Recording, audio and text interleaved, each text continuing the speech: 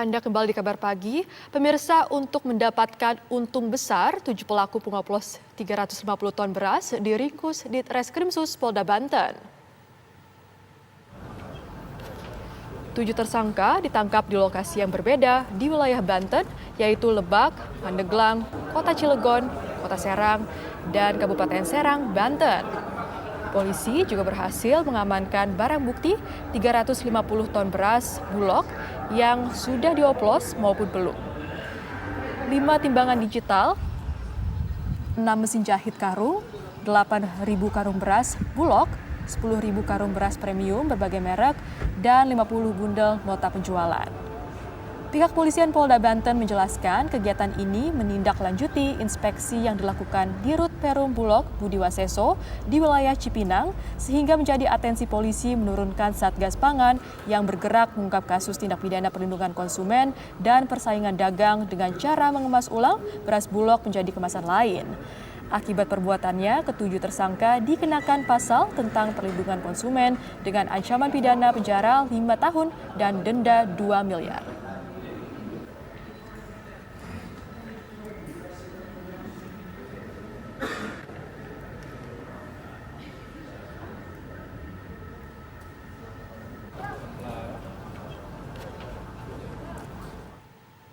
Pemirsa, kami ajak Anda untuk mengetahui informasi terkini kenaikan harga beras di sejumlah daerah. Ada rekan kami Zainal Azari di Surabaya dan juga Siti Marufa di Serang, Banten. Pertama kita ke Surabaya terlebih dahulu. Selamat pagi Zainal, upaya Pemprov apa dan apakah upaya Pemprov melakukan operasi pasar ini sudah memberi dampak stabilnya harga beras di wilayah Anda, Zainal? Selamat pagi, Jasmine. Ini saya berada di salah satu toko potong di kota Surabaya, di mana harga beras mengalami kenaikan sangat cukup signifikan. Yang umumnya beras kelas biasa yang dijual di kisaran 10 hingga 11 ribu rupiah, namun di tingkatan kelontong yang bersentuhan langsung dengan masyarakat, harganya bisa mencapai 12.000 hingga 13.000 rupiah untuk 1 kilogramnya. Bahkan kenaikan beras sangat terasa cukup signifikan terjadi terhadap beras kelas premium yang dijual setiap 5 kg untuk satu kantongnya. Kenaikan bisa mencapai di kisaran 5 hingga 10 ribu rupiah per satu kantong atau 5 kilogramnya. Beberapa operasi pasar yang dilakukan oleh Pemprov Jawa Timur maupun pemerintah Kota Surabaya dirasakan masyarakat kurang cukup signifikan berdampak terhadap penurunan harga beras itu sendiri. Bahkan beberapa beras kualitas umum itu sempat menghilang di masyarakat dan muncul beras baru yang seperti beras oplosan seperti itu dengan harga di kisaran 11 hingga 12 ribu rupiah per 1 kilogramnya. Demikian. Ya Zainal, apakah dengan naiknya harga beras ini juga berdampak kepada omset para pedagang di sana, Zainal? Tentunya juga sangat berdampak ya, karena terutama untuk warga yang biasanya menggunakan beras premium itu sekarang mulai berganti ke beras curah atau beras oplosan seperti itu, di mana mereka lebih mendominasi. Namun ketersediaan dari beras umum atau beras curah ini tidak mencukupi dengan keberadaan dari apa yang mereka butuhkan seperti itu.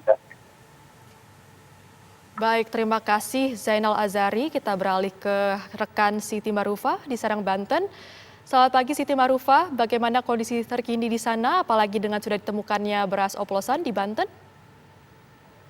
Iya, Jasmine dan juga pemirsa, untuk kenaikan harga beras di wilayah Banten, terutama di tempat saya melaporkan di Pasar Keranggot Cilegon ini, memang kenaikannya cukup signifikan dari untuk 1 kilogram beras dari yang lokal maupun juga premium. Itu kenaikannya antara 1.000 sampai dengan 2.000 per kilogramnya. Untuk satu sak sendiri itu kisaran kenaikannya juga sangat terasa, yaitu yang dari 20.000 sampai dengan 50.000 per satu sak. Dan kondisi ini juga dikeluhkan oleh para pedagang serta oleh para pembeli karena memang kenaikan ini sudah terjadi sejak 1 bulan. Bahkan para pembeli sudah mengeluhkan bahwa kenaikan sebelum 1 bulan ini, bahwa saat Nataru pun beras ini juga sudah naik.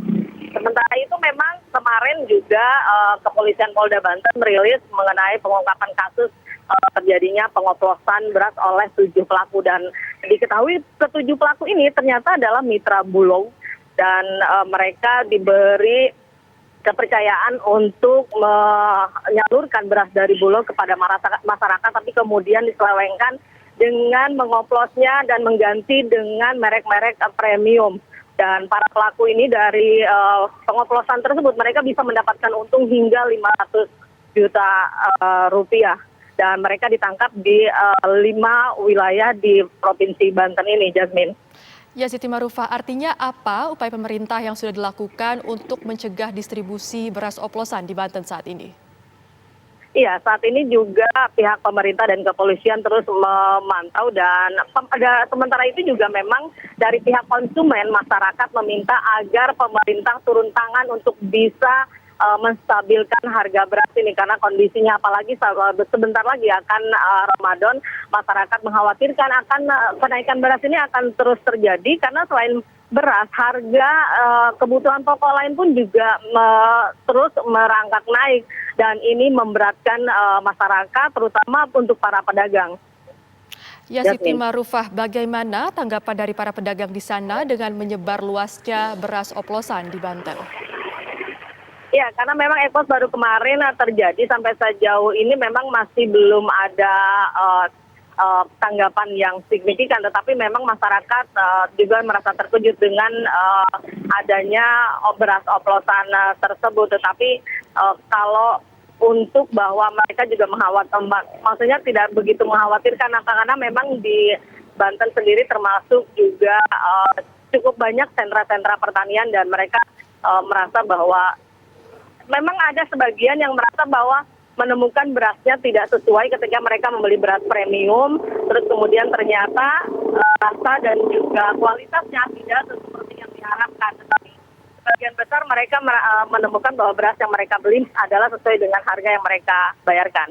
Baik, terima kasih Siti Marufah mengabarkan dari Serang, Banten, dan sebelumnya ada Zainal Azari mengabarkan dari Surabaya. Tentunya diharapkan bahwa beras ini bisa segera stabil harganya. Selamat bertugas kembali rekan-rekan.